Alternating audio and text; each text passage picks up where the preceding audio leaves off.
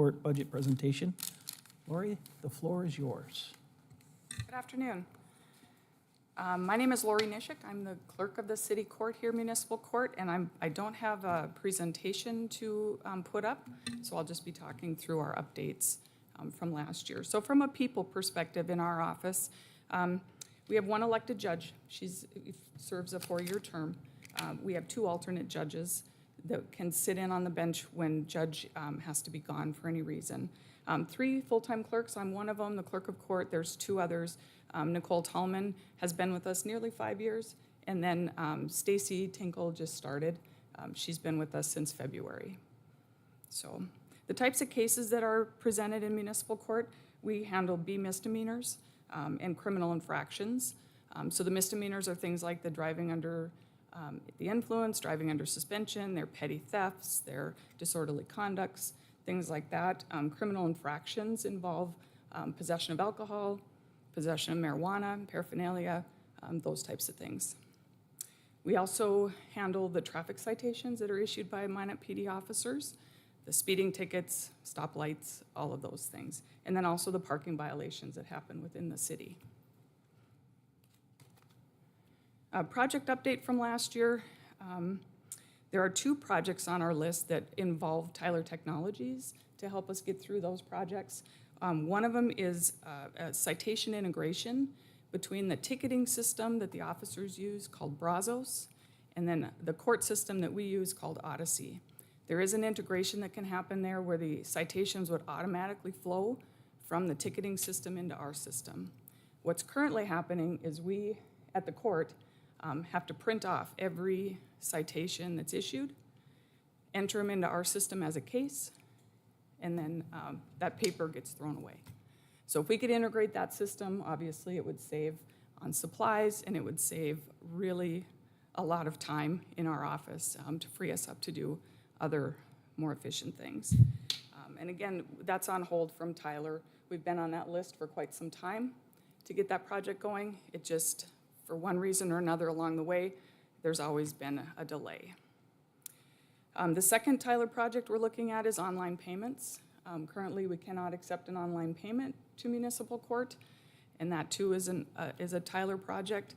They've got us on hold because of some bigger projects they're working on, so we are on that list. We're just waiting to get essentially our number to come up on that. That would also save us a lot of time in our office because right now we take phone calls, many interruptions throughout the day, answering the calls just because somebody wants to make a payment and they can't do it online. So the third project that we had been working on was sending a clerk over to the jail to do appearances for prisoners through IVAN, or the Interactive Video Network System. We did buy some equipment last year. We needed a printer, we have an iPad, all the things that would help us to do that logistically. We did some testing for that, and that's kind of where it stopped for us because it takes, to do that process, we need a clerk in the courtroom that's at municipal court. We need a clerk at the jail that would be in the IVAN room with the prisoners. Because of the signatures and things that we have to send back and forth, we do need representation in both spots. That leaves only one clerk in the office at the municipal court office to get the paperwork ready for morning appearances, check people in, check people out. In the meantime, there's phone calls to field and other things. So it just doesn't work to do that with only 3 clerks in the office. So it's something we're still interested in doing, but at this time, it isn't feasible for us to be doing that. As far as our caseload in municipal court, the caseload overall from 2021 to 2023, our caseload increased about 25%, a little bit more than 25%. Year to date this year, just to this point of the year compared to last year, this point of the year, we're up about another 10%. So our volumes are definitely increasing, and we feel it. We feel it in the office. As far as the budget goes, any changes? We don't really have request for 2025 to make a large change in our budget. It's pretty stable as far as, you know, the items that we do purchase every year, mostly supplies, you know, things like that. But we do have some future needs that will need to be addressed at some point. The major one is location.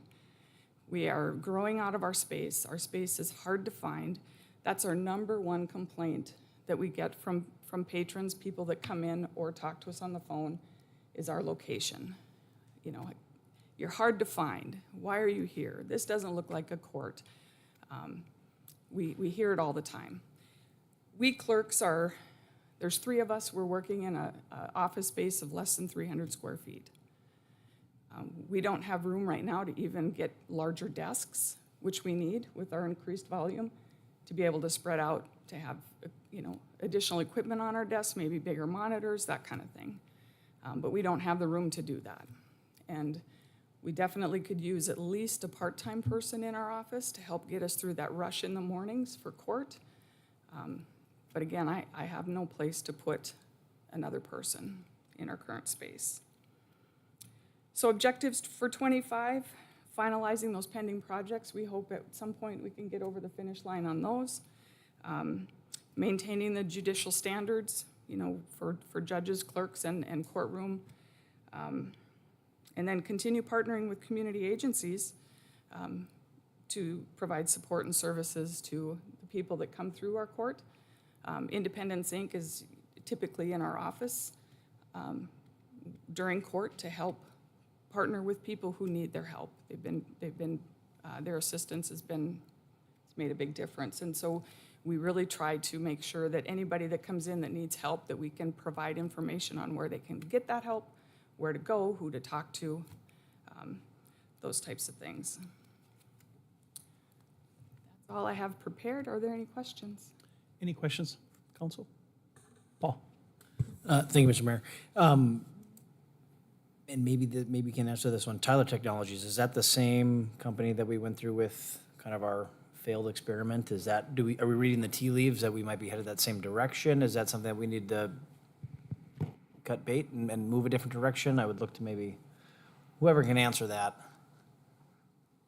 And maybe Dave can help answer this question, but so we buy a complete package from Tyler Industries. It helps with our financial backbone on a lot of things, but there's different suites. Some of those work, some of those don't. We did kind of cut bait a little bit on the HR stuff, which Lisa talked about earlier, and we have the new system up and running, but we are running into challenges, particularly within the municipal court area, of getting those done. And I think our priorities have been more of the backbone functions of Tyler, which Dave can address here with regards to priority. Mr. Mayor, members of the council, one of the issues we're seeing with Tyler currently is they're telling us that we have to change our credit card processor by the end of the year. And they have 2 choices for us. One is Tyler Payments and another one is another company. Our current processor that we had, Paymentus, here some time ago, we had to go to an intermediary called BridgePay to facilitate these transactions, and they are being phased out. We are biding our time. We're trying to work with Tyler to get some ideas on pricing. We've tried to push back on them a little bit, saying that this is not how we like to do our procurement process, is a unilateral type of contract when the pricing is not clear. So we're holding on until we can explore all possible options with that. Some of the first adopters of this type of program are now leaving to go back to another type of processor, so we're just trying to wait that out and see what happens. In the meantime, we don't want to bring on any new projects that utilize that type of payment portal because we would have to change it again here at the end of the year. So it would be throwing money away that we would have to change and then potentially change again. So we're just riding this out to see where we land, and then we'll put those to the top of the list. Okay, thank you. I would just add one more thing to that. Our court system that we use is also a Tyler system, Odyssey, so the integration from Tyler to Tyler Okay. also. Okay. Go ahead, Paul. One more. And just, we talked about location, and that's been kind of, along with some of the, public safety needs and whatnot. Give us an update where you guys, what the processes you guys have gone through, even with, I know there was talk about moving to the county, courthouse building, some of the challenges. Why was that not, did that not move forward, just to kind of get us all up to speed? And have you guys looked at any other alternatives other than just city property, or is there something else, other ideas that you guys might have? Yeah, so we were offered a one-office area space at the district court that we could use. However, from a size perspective, it would have not helped us at all. It wasn't large enough even for our office, let alone office, lobby, courtroom, all Okay. of that. And then we're part of the larger EAPC study with the police department for space needs there as well. Say along with that, city staff did go look at some additional county space in the county administration building that was recently vacated by the state, I believe. The challenge there is that space is way bigger than what we need. Would have significant remodel costs. And by the time, I've done some preliminary calculations, by the time you calculate in remodel costs and then whatever rental costs would be, there was also some concern from the county with regards to security. And they would expect us to help at least partially cover the cost of a security position. And all those costs begin adding up, that we wanted to explore other alternatives, including coming to a decision on what we're doing with the current police station. Because within those numbers that Chief Klug provided you this morning, that also included a new municipal court facility through those processes. And so until we have some of those decisions, direction from council and the community on where to go with those, we weren't comfortable moving forward with some of the cost figures that we were seeing at this point. One more, maybe a little bit off topic. We had the conversations previously about, combining the county and the Minot Public Library, and do we revisit that conversation that maybe opens up space, whether it be down at the county level for, again, and this is just me speaking, it makes sense for you guys to be by Ward County. It makes sense. How many times do people probably go to pay a municipal parking ticket, go over to Ward County and say, not here, you got to go to the auditorium. So again, it just, to me, that makes too much sense sometimes. But I understand if there's not space available, there's not space available. But if there's maybe a rekindling of a conversation, and I know the county shot it down, but that board has changed, revisiting the combining of libraries, which comes as a cost savings to taxpayers, one, but then two, maybe opens up an opportunity for municipal court to relocate. Part of a bigger conversation, but just wanted to put that out there. Any other questions? Lisa, did you? My question was answered, Okay. so thank you. Any? None further? Steve? Just to clarify, the issue with having two different systems and combining them, is that at our end, we don't have the resources and the time, or is that at the Tyler end where they're not functioning very well, apparently? It's mostly just being on the project list, just making sure that it's going to take, people from the court and people from Tyler Technologies and probably the police department as well, to facilitate that merging of, or integration of information from the PD system into the court system. So you just haven't had the time to do that? We're not, Tyler has us on a hold. We've been on that list ever since they brought Brazos in as the ticketing system for a while. We were on hold, the city was on hold, we weren't ready to move forward. I'm not sure what the reasons were for that, I wasn't. But now? But now it's that Tyler has us on hold. Okay, so it's at their end, the problem. It is. Okay, then just a comment, follow up on what Paul said. Although Lisa was the formal council representative of the library committee some years ago, I attended all their meetings, and merging the two libraries would have saved over $600,000 over 10 years. But so with inflation, I think that's a lot more money. And I think after the new council, new county commission have taken office, I think it really would be time to revisit that. Not only would it save money, but it would really improve the quality of services and the resilience of both organizations. They're just a few blocks away from each other. It's insane duplication. So I think that's a very good idea, Paul. And final comment, I think, for the public and for potential new aldermen, is that I've attended municipal court on several occasions, and I've been really impressed with their functioning, both the judge, who has struck me as being an extraordinarily caring and judicial person and very just, but also in terms of the social service and social work functions they serve. You know a lot about that, Scott, but they have a box of clothes for indigent people to pick up. Some of the people I've seen in there have been kind of at kind of rock bottom in just about every respect. And if you feel depressed, go to go to municipal court on Monday morning and see the 20 or 30 people who've been hauled in over the weekend and the myriad of social and personal and substance abuse problems they've had. I mean, they literally don't have shoes on their feet sometimes. And this is I think, a neglected, unappreciated part of the social services system in our community. Again, it's intended to hold people to account for criminal behavior, but they do a lot to help people just survive day to day. So that's something I think people really need to know about. And I'm very proud that the court, under the judge's leadership and your leadership, has done that.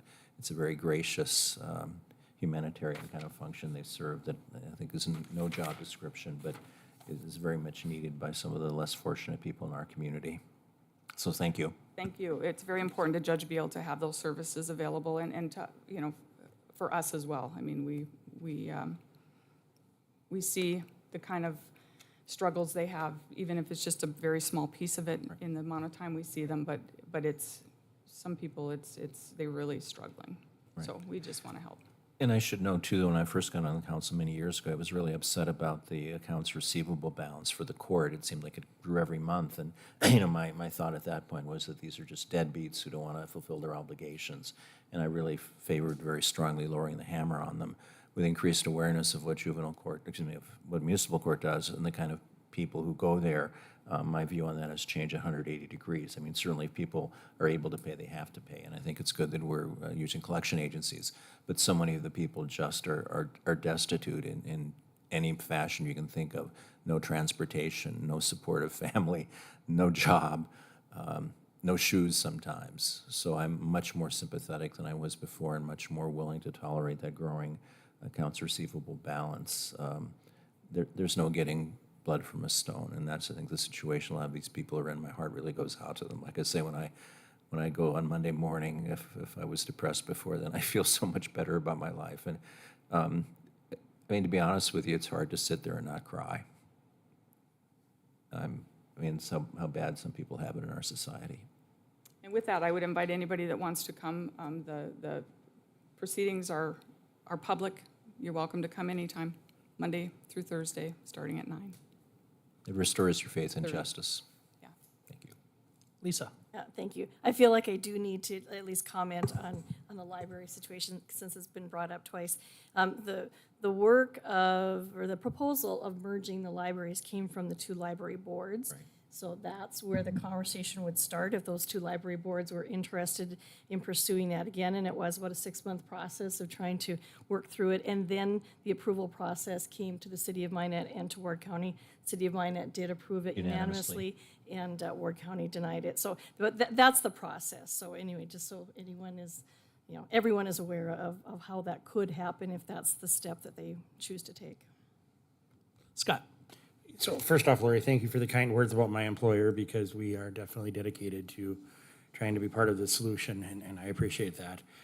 You had mentioned, obviously, the 25% uptick in caseload and 10% in the last year. What part of the job is doing that? Like, is it increased DUIs, DUSs? Is it increased other charges? Like, what is actually pushing that? Let me grab my notes. Okay.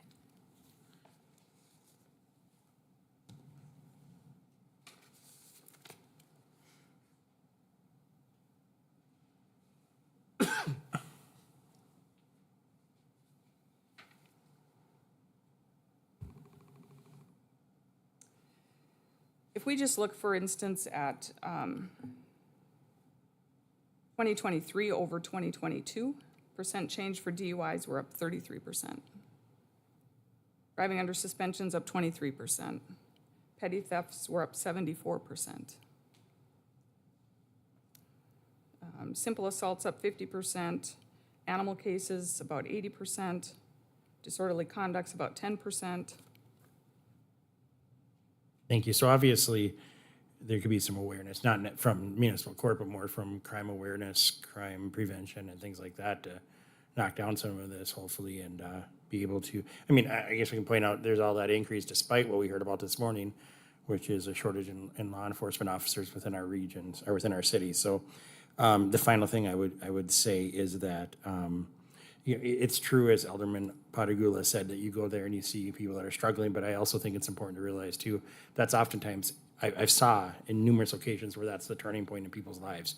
People that were at rock bottom were able to connect with services, were able to get in front of a judge that held them accountable but didn't punish them. And, people come in and be like, I think specifically of one guy, and he was so excited to be there. He's like, Your Honor, I've been sober for a year now. I finally got my life turned around. I'm working. He was like so excited about his fiance who had never even gotten a parking ticket before, and how much that had turned his life around. And I think as hard as it is to talk about the tough stuff, it's important to celebrate the good stuff as well. So I appreciate everything that you guys are doing. Absolutely, yeah. We do have some really great success stories there as well. And everybody's different in the way they respond. Sometimes it doesn't happen on the first encounter. It might take 2 or 3 or 4, but then the light bulb sometimes will come on, and, we're just there to support them however we can until they are ready. Any comments or questions from candidates? Go ahead, Mike. Just one quick one. I just wanted to go back to the the video appearances system, Lori. Can you talk about that a little bit more? What is the court or maybe the judges? Not that you have to put words in her mouth, but because I see that kind of two ways. There's maybe some efficiencies. It's nice to be able to do that if there's bad weather. Is it important for someone who is making an appearance to be right there in front of the judge? Like, there's a lot to this. There's transport, there's a lot. So can you just Exactly. comment a little more on that? Sure, and I think you're talking specifically about the IVN appearances, Yes. which is for prisoners. Yes. And a lot of it is just the liability to the city of transporting prisoners, especially in the winter. Yep. With the snow, the ice, the cold, they're shackled. If they slipped and fell, they've got they can't brace themselves on a fall. And just moving people around, anytime you move them, there's possibility for something to go awry. So it's so that they get their day in court and as soon as possible, right? So, we could say that we're only gonna do these appearances on Wednesdays. Well, somebody coming in that could be seen on Monday now has to wait until Wednesday. We don't wanna do that either. So it's efficiency, it's liability, and it's not having to move them so much. Okay. And just to follow up on that then, so I assume many of them don't have defense counsel, but is there any concern from their side that they're not getting face-to-face with a judge? I just want to make sure that they're not losing anything in that process Right, either. and if they requested to see the judge face-to-face, we would have to make that happen. We would want to make that happen. Okay. Yeah. Anything else? Seeing none. Oh, Harold? Thank you, Lori. Thanks, Lori. I just wanted to follow up on the conversation with some numbers with regards to the county space and the county administration building that we looked at. So I had reached out earlier this year, to EAPC, who had done the space needs assessment. So based off of that assessment, we anticipate that we need about 3,900 square feet to meet the needs of municipal court. So the renovation cost, they estimate to be about $200 to $225 a square foot. That puts you in the range of $830,000 to about $928,000 for remodel. And then the initial response from the county as far as lease costs was anywhere from $14 to $25 a square foot, which you use that same 3,900 number, you're looking anywhere from $55,000, almost $100,000. I asked if that was a monthly rent or an annual rent, and they didn't really respond to me. They just said, make an offer. So again, depending on where that would be, those numbers begin to add up very quickly, and then add on the cost of either cost sharing or providing a security guard and the salary and benefit costs with that. It adds up very quickly, which is why we were holding back to wait on the decision with regards to the police station. Thank you, Harold. Can we just move right along to our 3 o'clock? That's me. It's you. Checking weird, because I've never done.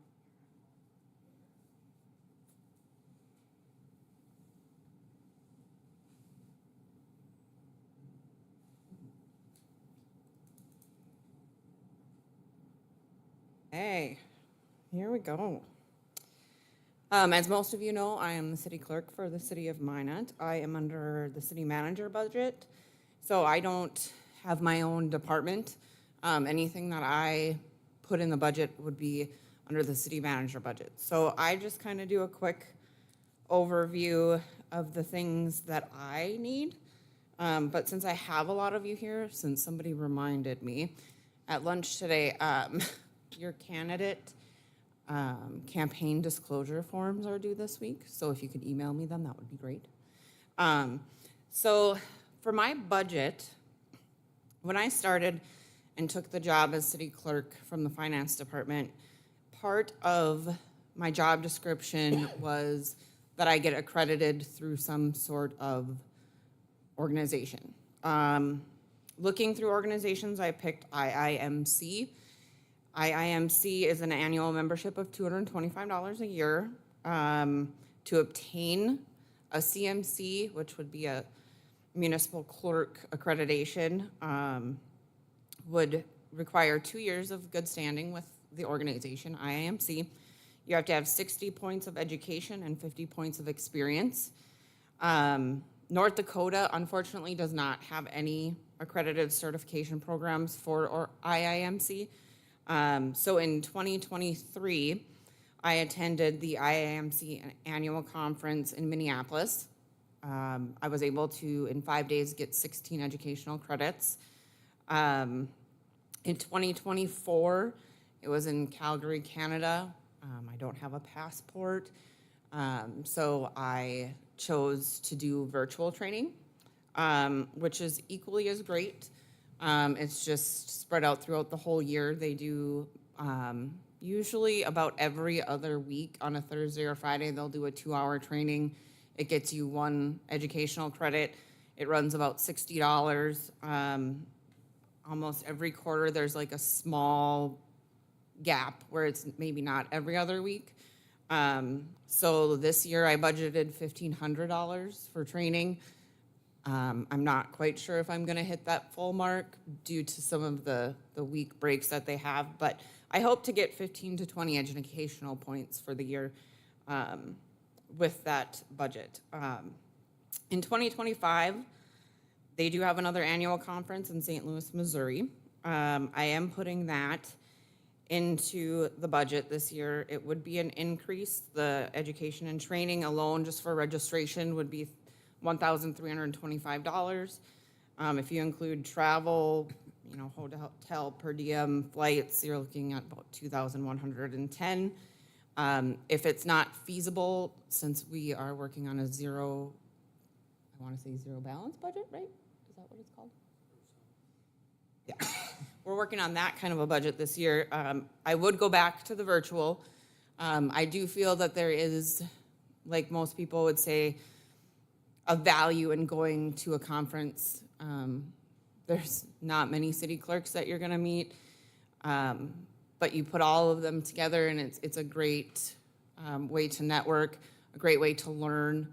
For example, I went to the IIMC conference in Minneapolis. I was able to meet some people from Colorado. Those people from Colorado are in our region. They featured me the next month as the clerk spotlight. Brian helped write up some very good stuff about myself. So I think there's definitely things to learn from that. I met Steve Sprague, who is the Fargo auditor, who also has the same clerk, and I met his deputy. He was a great resource when we started our alcohol ordinance committee because I knew Fargo runs with a liquor board, and so I was able to call him, ask him about some things, really about some ideas that I've been thinking about off of him. So it did allow for me to meet those kind of things, gave me some good ideas. I worked with Derek and with Jennifer. There's a QR code now out there which allows for electronic agendas. A lot of people do like paper still, so we offer both. But there is the option where people can just use their smartphone, take a picture, and now it's available for you on your phone. So there is some definite great things about going to the conference. But I understand that if the budget doesn't allow, I would at least take the $1,500 to continue my educational courses with them. Another thing that we asked for in 2024, which we are about to implement, and I'm going to show 2 training videos about it, is Civic Clerk and the Civic Media software. The media portion of this allows for the bookmarks to be placed into the video recording. So now if somebody were to want to talk about action item 1, they could go to that bookmark instead of trying to find the place throughout the hour, 2-hour meeting where that action item is. It will automatically bookmark for them. It's a much more transparent way of being available for questions of the citizens after a council meeting. Another feature it has is a board portal, which allows for electronic voting. Electronic voting would be placed on every monitor. For city council, you have the iPads or some sort of electronic device, so you'd be able to electronic vote yourself. For our planning commission, the electronic voting would be done by the minutes taker. So she would put in the votes, she'd still call a roll call, but then it would place right up on there with a motion pass fail, so that there's no question about who voted what. It also would do some documentation as to if they were to say, Alderwoman Olson, what were her votes for year 2023? How many yeses did she do? How many noes? It records that, so you can ask those kind of questions. It also integrates great with our ordinances. So as ordinances get passed and get put in our Municode library, which is also a Civic Plus option, which we already use, it will be able to have a link from that ordinance once it's passed to the meeting in which it passed. So you'd be able to know that, say, ordinance 5295 was approved on a May 6th meeting. And it would take you right to those meeting minutes. And then that would also allow you to look at the agenda, the packet information.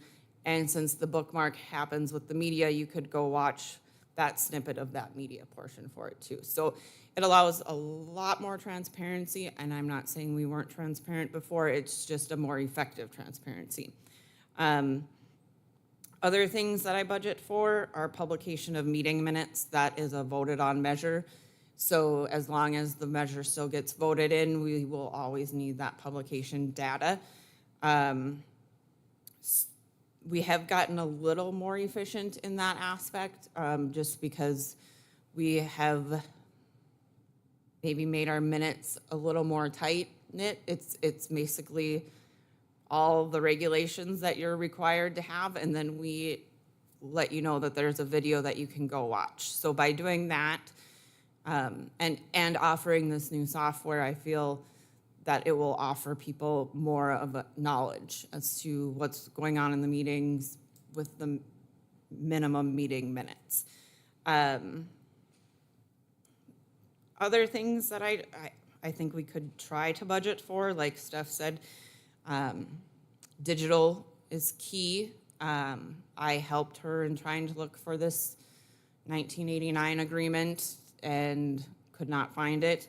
I do have one of those spaces where it could be an endless pit of files, and unfortunately there are some things that I have to have paper copies of. Resolutions, ordinances, signed minutes, those have to be kept in a paper form, but there are some things that could get scanned. I do my best, but between software committees, councils, other groups that meet that I'm required to take meeting minutes at, it's very difficult to find the time to do it. But since I have moved over into my position, everything since has become digital, and I have been chipping away at all the other stuff. So I think that's all that I have. I don't put a lot into the budget, just kind of the necessities of the job. I do have 2 training videos, but if you'd like, we can do questions first. Or if you want to watch the videos, this might be the only time I will have you all in the same room to ask any questions on the training. And I haven't watched them yet either, but it's 2 videos. They said at the max 10 minutes. And it's just going to show you what the board portal would look like. As a board, you have your own portal you can go into. It allows you to take notes, which are a public record.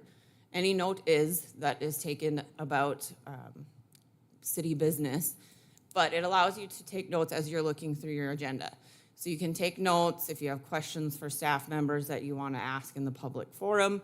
You can do that ahead of time in your board portal. It's also where you're going to do your electronic voting. As I initiate the votes, it'll pop up on there and you'll have to vote yes or no, things like that. So would you like to do the videos first? Okay. Jen, this is you. Hello everyone, this is a quick overview of the Civic Clerk Board Portal. Every user will be provided with their own unique username and temporary password. I have already logged in, so I am on the agendas or the home page. Before we dive into the portal, we will go to the user menu in the top right-hand corner of the page. When you're logged in, your name will appear where my screen says System Admin. Under the user menu, there is an option for account settings. By clicking here, you will have the option to change your password at any time.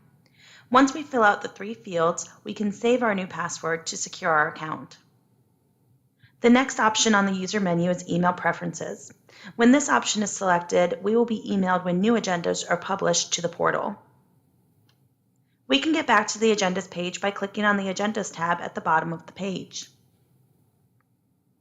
Once you log into the site, this is the page you will see first. The agendas will show up as these cards and will be listed in chronological order with the most recent agenda first as they become available. To access an agenda, we are just going to click on the appropriate card. If we are at a meeting in progress, we will have the option to join the meeting by clicking on the Join Meeting button. Next, we can select if we are present and voting or if we are a present non-voting member. At the top of the page, we have the option to download a PDF version of the agenda or the full agenda packet. If we click on the agenda, we can see it will quickly download. On all PDFs opened in the board portal, we will have the option to annotate the document. If we click on Annotate, we can see various options appear. Here we can add arrows to point at information. We can also highlight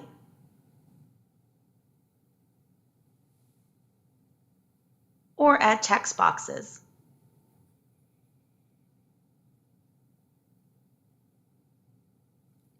When we save these notes, they will be here next time we open this PDF document.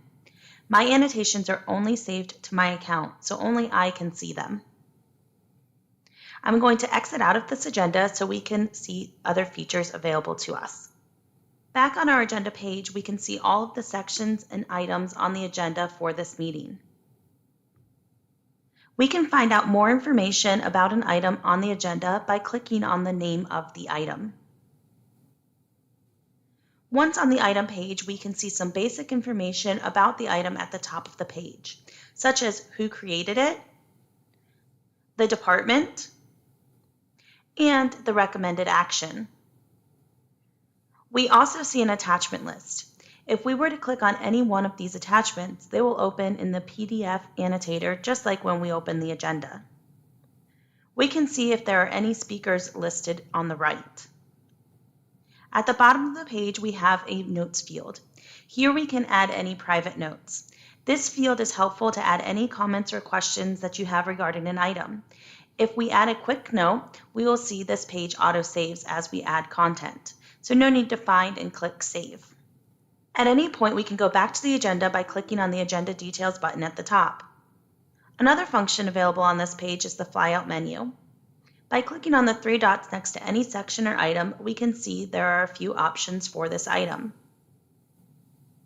Here we can see if there are any speakers listed. We can also see if there are any attachments on this item, or we can click on Review.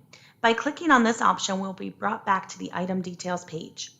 At the bottom of this page, you will see we can quickly navigate to the previous or next item. You also have the ability to star or favorite an item. This is useful to help remember particular items. If we go back to our agenda details page, we will see that item has been starred.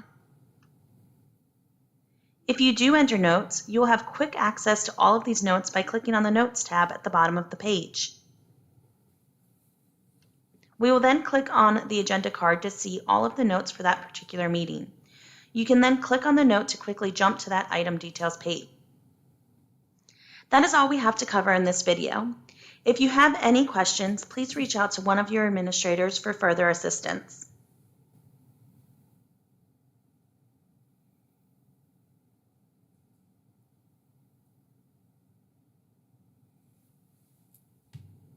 Voting piece of the Civic Clerk Board portal. If you're looking for more information on how to navigate through the board portal, you'll want to watch our board portal overview video. And this piece is just going to walk through how to use the electronic voting portion. When logging into the board portal, we're going to see all of the agendas that we have access to listed here in chronological order.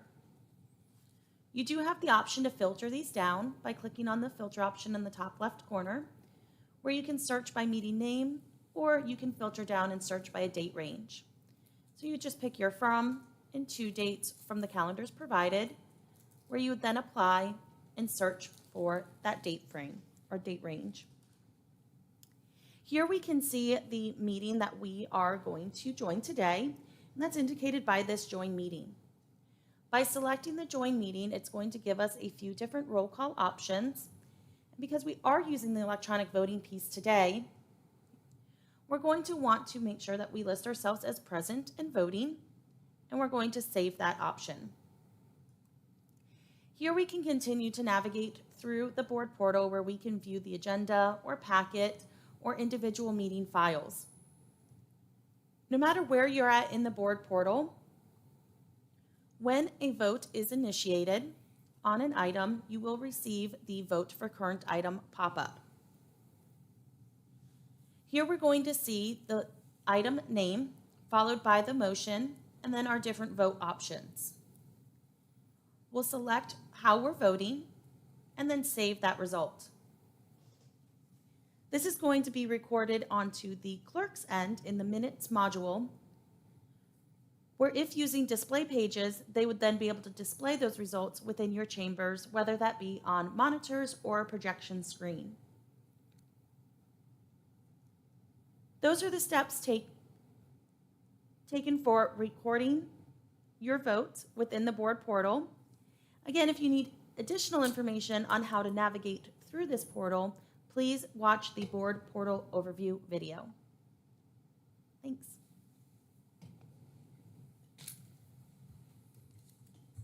And I can send those out via email with the password. Unfortunately, in the line of business that we're in, everything that you guys attend is a public meeting. And so it's very hard to train the whole process on this. So staff has kind of decided, because we need a little time, because right now the product we use, which is Civic Engage, allows for subscribers to use Notify Me, and Notify Me allows for agendas to come out and notify the public of when those agendas are, since we feel like that is a very important piece of the puzzle on transparency. The May 20th meeting, we are going to dual enter. Staff has already said that they were willing to do it for practice. So we are going to dually enter the items, which will allow us to use Civic Clerk Plus, the one that we're training on, and get comfortable with that in creating the agenda. But we're also going to use Civic Engage, and that will allow us to still send out that subscription. It will kind of be like our backup. It would be great as a council if we could Hopefully, the May 20th meeting is a nice agenda to work with, but maybe practice a little bit of this online voting and, online roll call and all that kind of stuff so that we can see how it works, but maybe still call the roll. So all I'm asking is for the time and the patience to learn the system, because learning the whole process is kind of a trial and error when it comes to open public meetings. So I will be learning along with you some of this stuff, and staff is going to be learning a lot too with the entering of how we do agendas. But we hope that our last training with them is the 13th of May. We hope to start pushing out how to newly subscribe to the new platform, because unfortunately, due to privacy issues, we can't take our old subscribers and move them into the new system. They just have to go in and reapply for subscriptions. So we will be working with the media that we're required to work on, especially the Minot Daily News, on making sure that they are subscribed, because it's a requirement for public meetings to notify the public or the newspaper. But we also want to give the citizens and the other media the opportunity to get subscribed to before we fully go onto that platform. So we're hoping the first meeting in June will be the first time we're only using that platform. But this next meeting on May 20th, we hope to dually enter. Any questions? Any questions? Steve? So did you finally get certified or not? No, so unfortunately, IIMC, I have not been there for a full 2 years yet. They used to do it where you could partially turn in your certification, and they would tell you how many points you need in the certain areas. I have only been the city clerk for about 2.5 years, and I don't believe I registered right away for IIMC, so I probably have a full year that I still need to do in that 2 years of requirements. The other part of it is the experience portion of it. You only get so many experience points per year that you're a city clerk, but they will take in consideration jobs you've done before. They will allow you to use extra educational stuff. When I get close to feeling like I have it complete, I can turn it in, because they will take my transcripts as well from Minot State and apply any of my education from MSU to some of this educational or experience as well. So I am hopeful that in the two years that I'm a standing member there, that I will be very close to being accredited. So you need experience plus some more continuing education. Yeah, you need 60 educational points and 50 experience points. And how many educational points do you have now? Just with that one conference, I got 16, plus I think you can get up to 20 in your like college education, even though it's not for public administration, it's for business management and marketing is the one I have. And I believe that's 20 points, and then with my 15 to 20 that I'm getting this year, I'll be very close on the educational part, and I will have to start working more on the experience part, which a lot of it comes with just being the city clerk. So unfortunately, that's the case for that, but hopefully I'll be able to use maybe next year's educational points towards the experience part too. Good luck. Thank you. Lisa? So just quick question, I'm assuming that for the online voting, that if someone is attending via Teams, they'll still be able to vote? Will there be a Yes, connection? so it's a web-based subscription, so you don't have to be connected to our drive, our internet, or anything like that. You just have to have your own sign-in, and you have to sign into the board portal. Okay, let's talk about workload. What's your responsibility? I know this is a loaded question, but it may be something that not everybody is familiar with how much you do. Okay, so I do licensing for the city. I license tobacco, gaming, and alcohol on a yearly basis, along with secondhand. I feel like I might be forgetting something too, but also secondhand. So I for sure do those four. There might be one I'm forgetting. Along with those annual ones, I issue the special event permits and the local raffle permits on, and those are a daily basis. Those come in, leave. We usually try to do a 2 to 5 day turnaround depending on staff for those. So we work really hard on making sure that people can get their events done. I also am required to attend all city council meetings. Anytime the council meets as a quorum where city business is discussed, I am required to attend and take minutes for, which most of the time also means preparing an agenda. I am also required to attend any mayoral appointed committees. I also, every other year, do the liaison committee meeting minutes. I have been asked to do the MPO minutes and agendas. I also do the Renaissance Zone meeting minutes and agendas.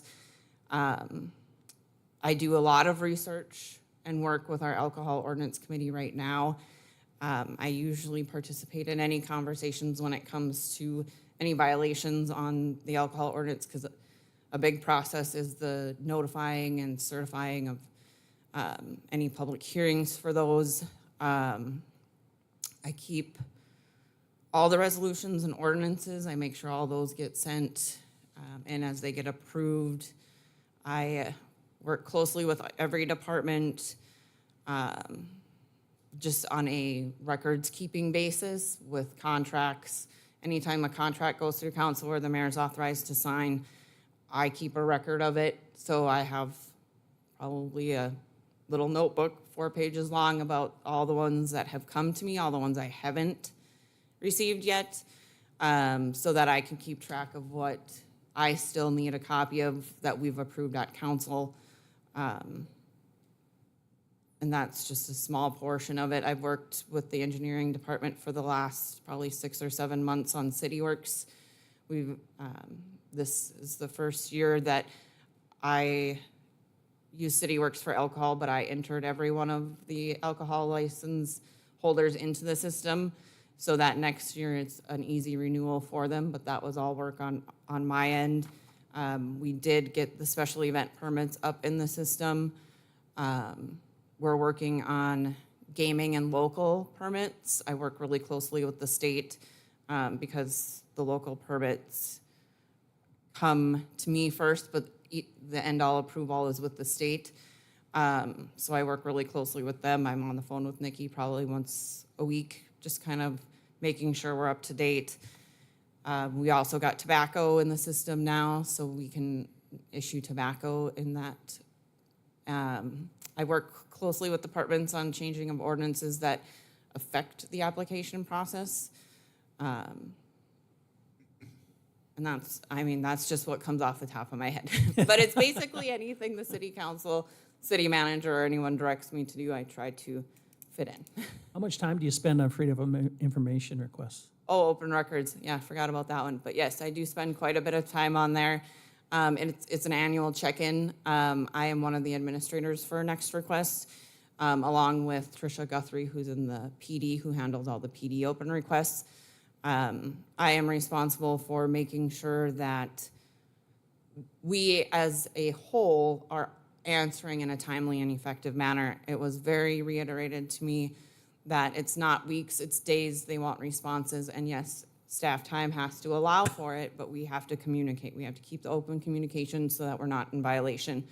So on a daily basis, I check Next Request. I see what new ones have come in for any department other than the police department, because they have their own records department. And I try to work with staff via the system, email, phone calls, to make sure that they're getting the information to me or into the system in a timely fashion. So it's a good chunk of my time, depending on the request. Any other comments or questions? Lisa? I remember you sharing this with us a few years ago, but what's the ballpark figure on advertising the minutes in our local newspaper? It used to be more, because we used to put more of the discussion that the council would have in the minutes. I want to say, Jenna, if I'm wrong, am I at like 18,000 in the budget? So it's about 18,000. I try to keep the minutes, every publication, about 600 or less. One of the things you know, that takes up a lot of the funding for the publications is the first meeting of the month. We're required to publicize our bills, and those become part of the meeting minutes. Is it an ordinance change we can do? I'm not really sure because we do have them published on the website for the agenda, but things to think about later on. But about 18,000 covers all the special meetings too.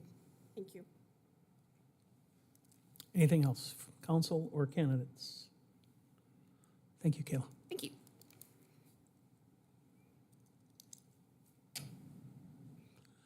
Well, Chris, if you're ready, we can just jump right on to our 3:30 HUD Resilience and NDR program presentation.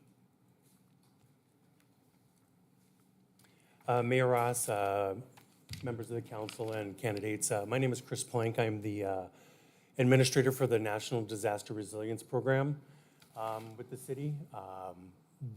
Next slide, please, Jen.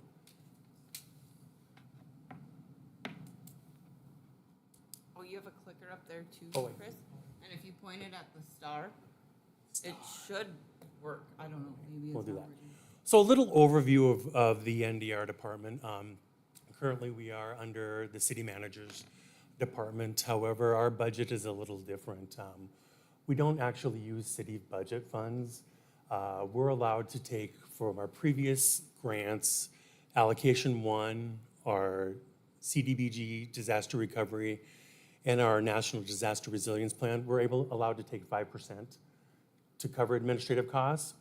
And if we think about where we were with all of the money, 5% has helped us a lot. As we move into the entitlement portion, we're able to take 20% off of the grant to assist with administrative costs.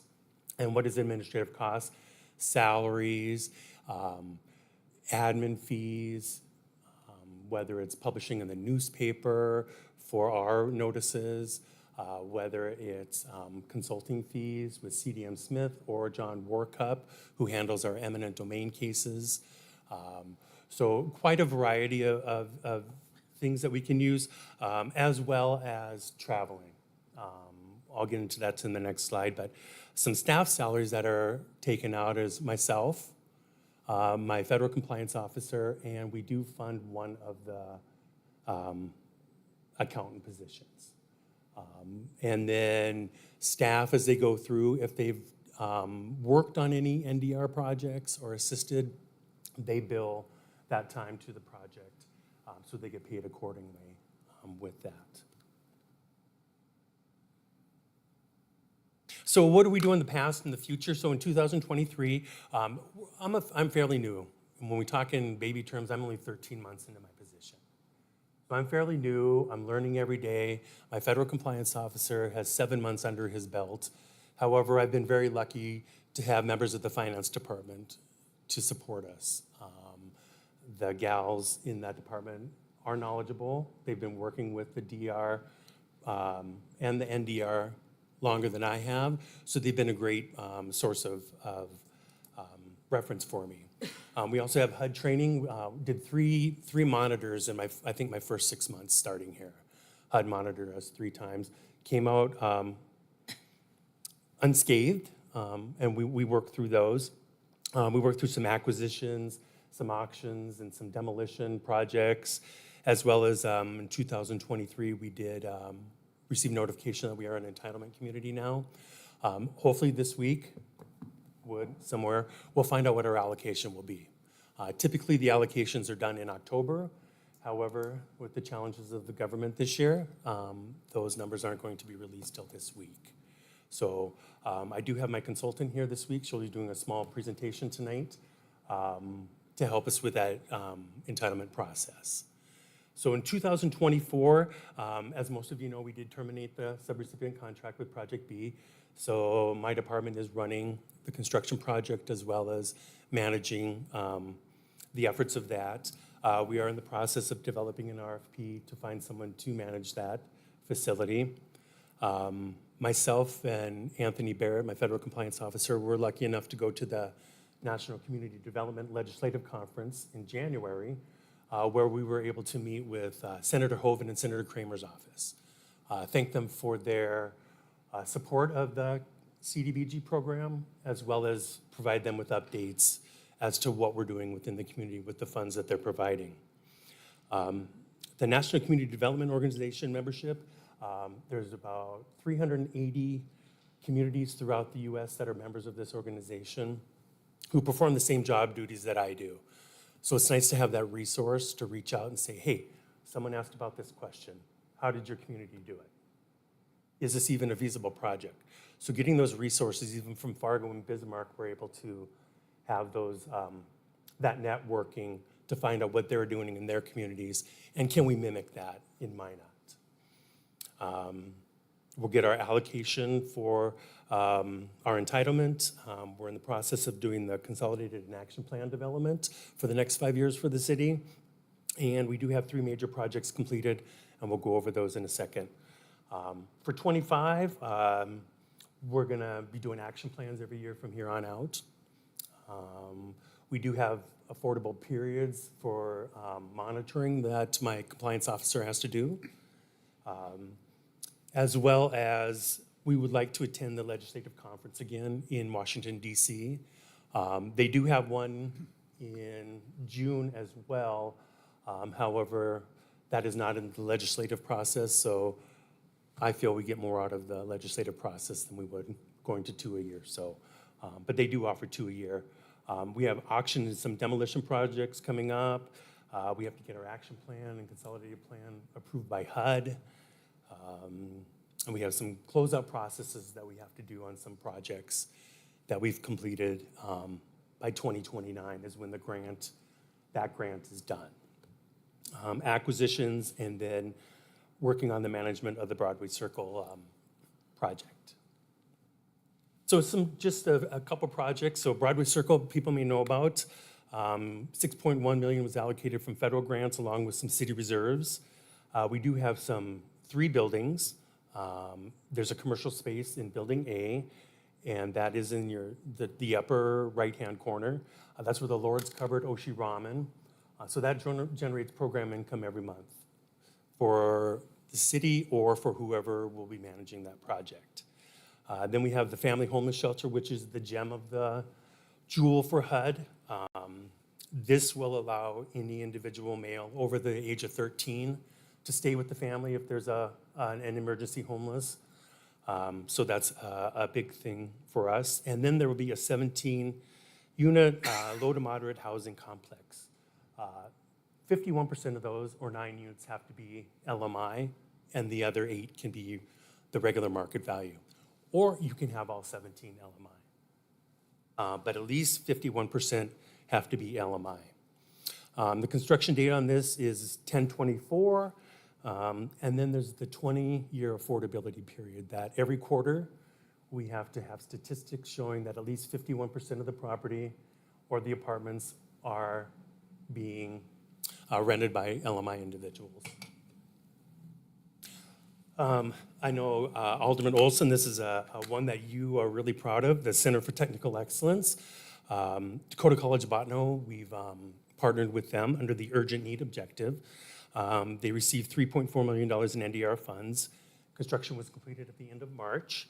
Final punch list items are getting closed up, and they are going to have an open house for that. But they will be offering dental assistance, some dental hygienist programs, eventually hospitality management, golf course and turf management, which is important, I guess, nowadays.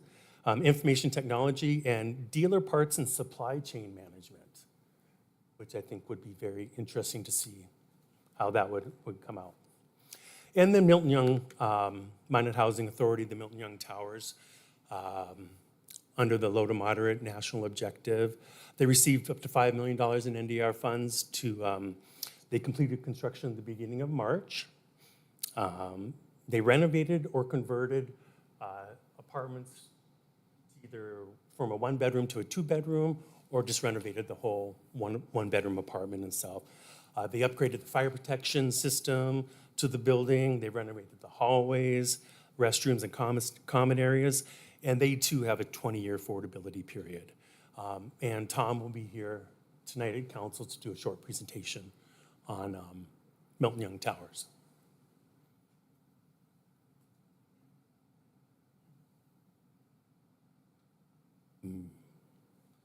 All right, so some completed projects that you may have seen, and along with the affordability period. So Blue on Broadway, there's 42 units. So for 20 years, they have to have, in this one, 100% LMI for 20 years. Minot Housing Authority has 74 units. For 20 years, they have to meet the affordability period, as well as Park South 2, Sunset Ridge, and Souris Heights. All of those have 20-year affordability periods. So every quarter, my federal compliance officer will be looking for numbers to report to HUD to make sure that they are reaching those numbers. And if not, then we need to make sure that they do reach those numbers.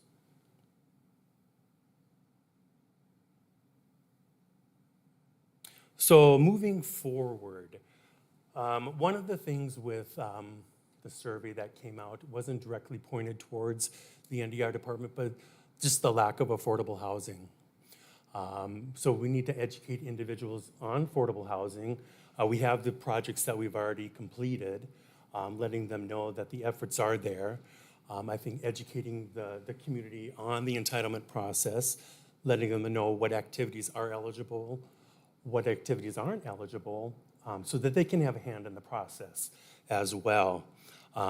We have stakeholder sessions for nonprofits tomorrow. We have a public forum Wednesday evening from 5:30 to 7 in City Hall, and then staff training. HUD offers a wide array of training, and it's important that we take advantage of those, whether it's on-site or virtual, so we can keep up on the regulations. As Harold pointed out when I started my job, 35,000 pages of HUD regulations that are for my job. So, few thousand, but you know. Continued coordination with other departments such as the planning, the engineering, and the legal department. Make sure we're handling things correctly. With the engineering, with the flood acquisition, making sure we have the appropriate amount of time to have those properties. And then possibly exploring some other options. They have Section 8 and Section 8 loans, as well as the home program can provide funding for activities. Minot currently isn't a part of those. However, it's something that take a look at that maybe down the road can assist in building more affordable housing with that. So I'll open up for questions at any time. Any questions of Chris from the council? Anything? Not any from the candidates? Questions? Seeing none? Thank you, Chris. Thank you. At this time, we have Harold. We're wrapped up for the day. I don't know if you have any closing comments you want to make, kind of wrapping up the day and before we adjourn.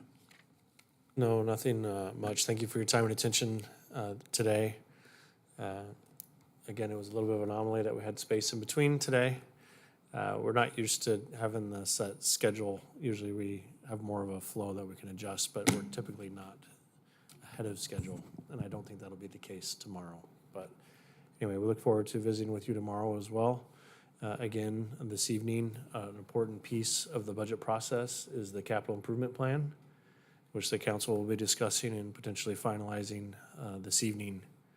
So look forward to some conversation on that this evening as well. That's also an important component of the budget process as we move forward. So again, we will have dinner for you at 4 o'clock. Current council members, we do have the closed session right before the council meeting this evening, and then the regular meeting at 5:30. And I'm not sure how much of this is going out public, but I'll make the same plea that I do every year. This is probably one of the most important public processes we go through in a year. This is the time that if you have ideas or concerns to engage with your elected officials and your city staff with regards to the budget, what's included in it, what's not included in it, how much we're spending on things. Now is the time to participate, and I would strongly encourage anyone from the public to come forward, ask questions, share opinions, and participate in these processes. So tomorrow, Harold, we start here, right? We meet here? Yes, you will meet here.